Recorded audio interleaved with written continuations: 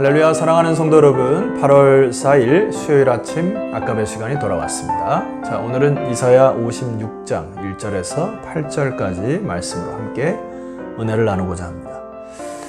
주일날 여러분 갈라디아서를 통하여 복음을 여러분에게 선포했습니다. 그래서 우리는 일생을 살아가면서 끊임없이 이 복음을 묵상하고 또 다시 재무장해야 할 이유가 있죠. 왜냐하면 이 복음은 하나님의 선하심을 나타내고 하나님의 계획하심이 이루어진다고 하는 놀라운 그 은혜가 그 속에 담겨 있기 때문에 그렇습니다. 복음을 설명할 때 우리는 태초에 하나님이 천지를 창조하신 것부터 다시 해석할 이유가 있습니다. 그것은 하나님께서 이 온 우주 만물을 창조하신 이유는 어쩌면 우리 인간을 향한 모든 초점이 담겨 있다고 봐도 과언이 아닙니다. 왜냐하면 마지막 날 인간을 창조하시고 하나님의 형상으로 우리를 창조하셨기 때문에 사실 이 모든 것을 우리 인간을 위해서 지으셨다. 이것이 성경의 이야기죠. 그런데 이 천지 만물을 창조하실 때 에덴 동산이라고 하는 곳에 선악과를 두신 이유가 무엇이었을까? 여러분, 그것도 사실은 하나님이 인간을 사랑하는 사랑과 은혜의 근간이었죠. 왜냐하면 동산 중앙에 그것을 놓으심으로 인간이 나를 지으신 하나님이 있다고 하는 것을 기억하고 또 하나님의 그 은혜의 법 안에서 누리는 것이 참된 자유임을 하나님께서 말씀하신 것이죠. 그러나 사탄이 등장하여 하와를 유혹할 때 어떻게 유혹을 합니까? 크신 하나님의 사랑과 은혜를 묵상하기보다는 하나님이 금지한 그 법의 눈과 마음을 빼앗기게 함으로 하나님의 사랑을 의심케 한 것이죠. 너를 사랑한 하나님이 왜 그것을 금지하셨냐라고 그의 마음속에 의심을 놓고 하와는 왜 하나님이 이것을 금지하셨는가? 이 금지된 법에 마음을 빼앗겨 버려 결과적으로 타락한 원인과 이유가 됩니다.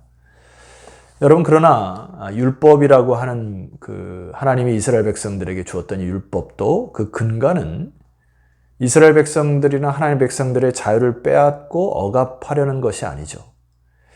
이 율법을 지킴으로 인하여서 하나님을 사랑하고 또 이웃을 사랑하고 서로 존중하고 딴 길로 가지 아니하고 죄의 길에 빠지지 않는, 그래서 나도 살고 너도 살고, 그래서 하나님 안에서 사는 모두의 영혼을 살리는 생명의 법이 바로 율법의 근본이죠.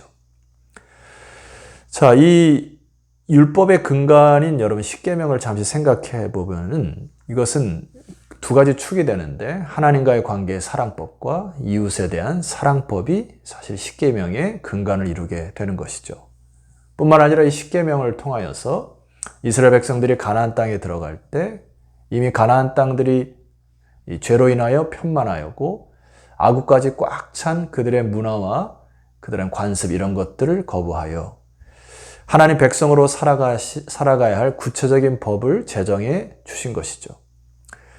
그리고 이 율법이 참 이 불완전한 부분 중에 하나는 죄는 지적은 합니다만은 그것을 용서할 수 있는 이 키가 율법에게는 없는 것이죠. 그래서 하나님은 이미 그 율법을 제정하실 때에 하나님의 의의 모습이 바로 이 제사법으로 드러날 수 있도록 그래서 제사의 법도 허락하신 것이죠. 그래서 이 희생 제사를 통하여 그들이 그때의 의로 하나님의 의로 덧입게 살아가는 방법도 허락하셨고요. 이것을 예수 그리스도를 통하여서 완전한 의에 이루는 그러한 법을 완성하시는 계획이 다 담겨 있습니다. 이스라엘 백성들이 가나안 땅에 살아갈 때 그들이 율법을 계속 범함으로 인하여서 하나님 앞에 용서받아야 할 제사로 나가야 되는데 이제 제사도 온전히 드리지 못하고 그냥 멋대로 살아감으로 인하여 엉망이 되어버린 상황이 된 것입니다. 그래서 결과적으로 그들에게 피할 수 없는 징계가 주어졌고 결과적으로 이 모든 것들을 구원자 예수 그리스도가 메시아로 오셔서 희생으로 그 율법을 완성시키시는 것이 바로 복음의 근간입니다. 자, 그런 의미로 우리 본문을 우리가 좀 보아야 합니다. 1절 말씀. 여호와께서 이와 같이 말씀하시기를 너희는 정의를 지키며 의를 행하라. 이는 나의 구원이 가까이 왔고 나의 공의가 나타날 것임이라 하셨도다. 자, 이 말씀을 해석할 때 무게중심을 앞에 두셔서는 안 됩니다. 이 무게중심은 항상 뒤에 있어요. 하나님의 구원이 가까이 왔고 나의 공의가 나타날 것이다. 이것은 하나님의 언약의 말씀입니다. 그러니까 반드시 실현되고 완성될 것이다. 하나님의 구원이 가까이 왔고 나의 공의가 완성될 것이므로 너희들은 정의를 지키며 의를 행하라. 이렇게 해석을 하고 여러분들이 그렇게 적용을 하셔야 됩니다. 하나님의 사랑과 은혜를 받은 자만이 죄를 이길 수 있다고 주일날 말씀드렸듯이 우리는 늘 하나님의 이 사랑과 은혜에 먼저 무게중심을 두셔야 됩니다. 그래서 이것은 하나님의 언약관계 안에서 해석할 때 해석이 되는 것이죠. 예를 들어 여러분 부부관계가 부부가 서로 법적으로 이제 부부가 되었을 때 서로 예의범절을 해야 되겠죠. 그리고 부부로서의 도리를 지켜야 되는 것, 그것은 당연한 것입니다. 하나님이 우리 인간을 여러 가지 표현할 때 남편과 아내의 관계로 설명하는 것이 성경 곳곳에 드러납니다.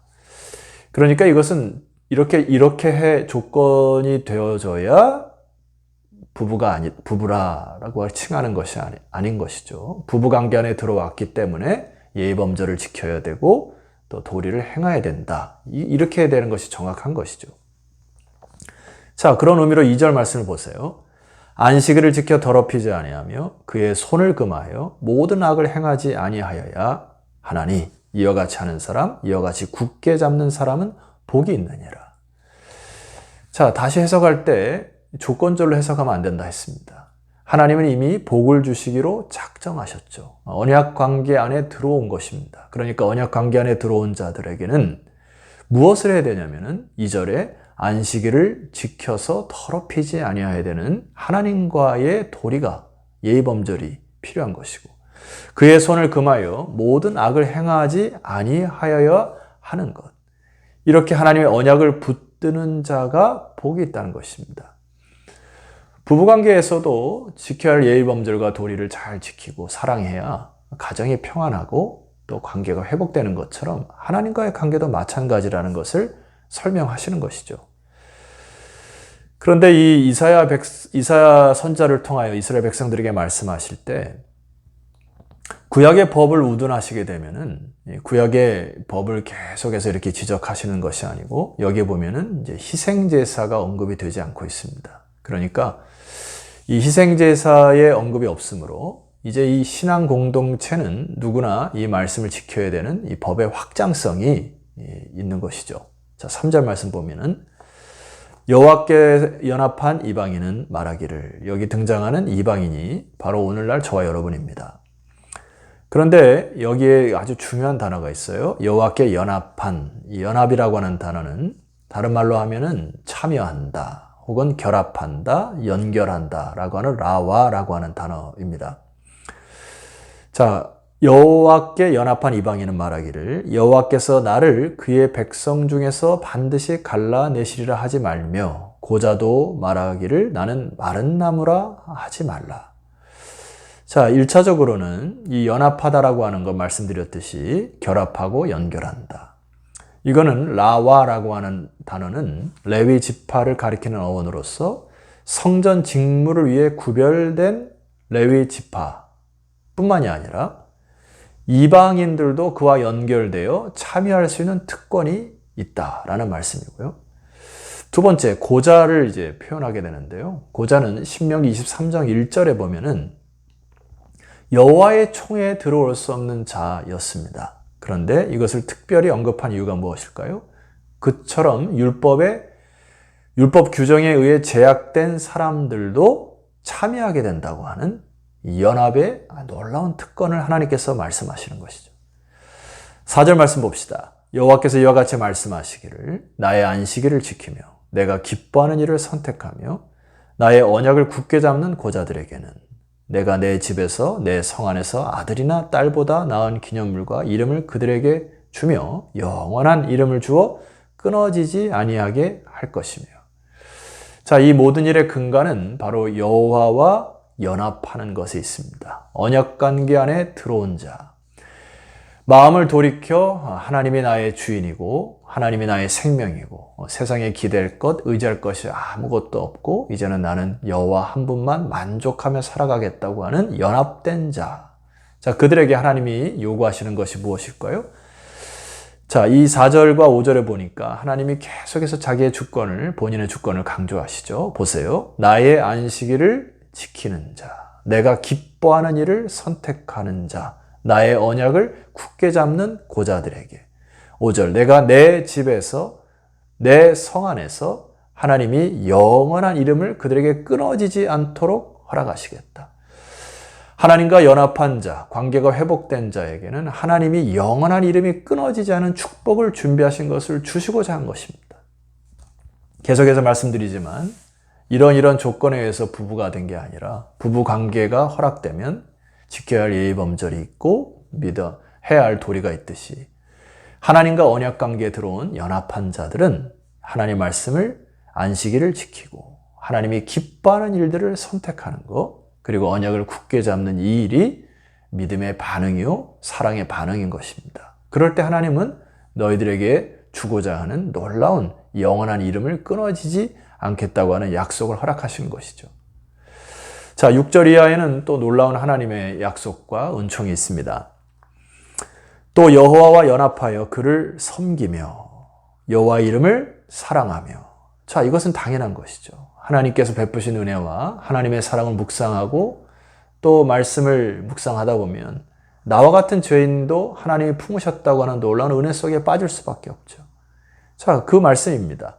여호와 연합하여 그를 섬기며 여호와 이름을 사랑하며 그의 종이 되며 안식일을 지켜 더럽히지 아니하며 나의 언약을 굳게 지키는 이방인마다. 자, 이 언약의 확장성을 보이십니까? 이방인조차도 하나님과 연합하는 순간, 자, 7절, 내가 곧 그들을 나의 성산으로 인도하여 기도하는 내 집에서 그들을 기쁘게 할 것이며, 하나님이 그들도 한 사람도 예외 없이 기쁘게 할 것이다. 그들의 번제와 희생을 나의 제단에서 기꺼이 받게 되리니 이는 내 집은 만민이 기도하는 집이라 일컬음을 될 것임이니라. 이렇게 약속하셨습니다. 당시 성전에서 기도하는 것은 이스라엘 백성, 즉 유대인들의 전유물처럼 본인들이 여겼죠. 그리고 자신들만이 선민이 되어 택한 구별된 자라는 특권이라는 착각을 했습니다. 그런데 이 모든 특권과 특혜를 6절과 7절에 보면은 연합하는 자들에게 동일하게 허락하실 것이고 내 집 안에서 기도하는 이 기도의 집은 만민이 기도하는 집으로 당신이 하나님의 자녀가 되는 특권을 얻어 그 기도가 하나님이 응답하는 하나님의 언약 백성이 된다고 하는 놀라운 약속의 메시지입니다. 여러분, 따라서 우리는 기도를 짐으로 여겨서는 안 됩니다. 하나님 분명히 약속하셨잖아요. 내 집은 만민이 기도하는 집이라. 예수 그리스도를 통하여서 어디서 언제든지 그리스도를 의지하여 기도하는 그곳마다 하나님은 들으시겠다고 하는 약속입니다. 이것은 특권이에요. 따라서 오늘 여러분의 이 어려운 세상을 또 이 시대를 살아갈 때 기도의 영을 회복하시기를 소망합니다. 자, 마지막인데 8절입니다. 이스라엘의 쫓겨난 자를 모으시는 주 여호와가 말하노니 내가 이미 모은 백성 외에 또 모아 그에게 속하게 하리라 하셨느니라.